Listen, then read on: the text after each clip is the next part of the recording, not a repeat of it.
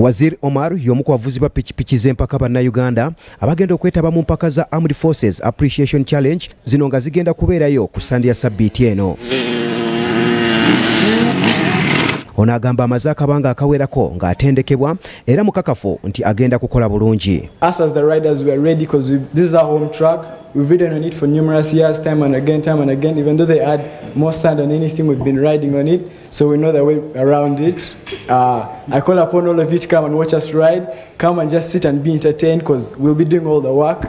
Abavuzi abasoba mu 10 okuva mu mawanga okuli Bufaransa, America, Israel, South Africa, Tanzania n'abalala be bagenda okwetaba mu mpaka zino. Julius Bukenya omu ku bategesi b'empaka zino agamba abavuzi okuva ebweru w'eggwanga bagenda kutandika okutuuka wano mu ggwanga ekiro kya leero.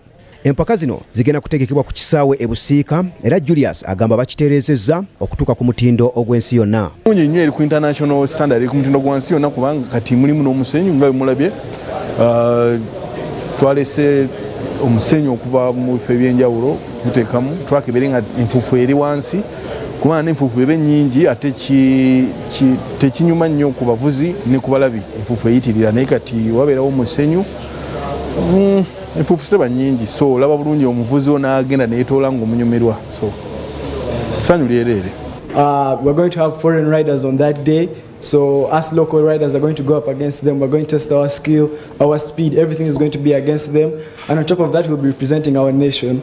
Guno gwe gugenda okubeera omulundi ogwokubiri nga empaka zino zitegekebwa nga zaatandikibwawo okusiima bamukwata mmundu abakuumye eggwanga lino emyaka 6.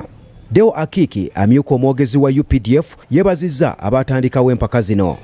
Security gwe tubadde tulwanirira si wa wano yekka naye nga security wansi yonna kubanga waliwo ba business people abava ebweru ne bajja wano bamusiga nsimbi bwe basanga eggwanga lyaffe lirina emirembe nabo bakola ki baba bafunamu.